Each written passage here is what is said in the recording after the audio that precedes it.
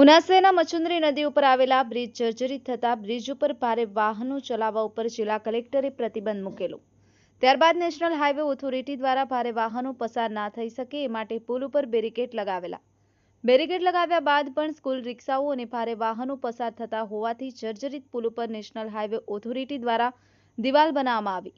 National highway દ્વારા માત્ર two wheel વાહનો જ પસાર થઈ શકે એટલી જગ્યા મૂકવામાં આવી, પણ નેશનલ હાઈવે ઓથોરિટી દ્વારા માત્ર એક તરફ જ જગ્યા બાઇક નીકળી શકે એટલી જગ્યા મૂકવામાં આવી, જેથી ટુ વ્હીલર વાહન ચાલકો સામસામે આવી જતા ભારે ટ્રાફિક સર્જાયો હતો।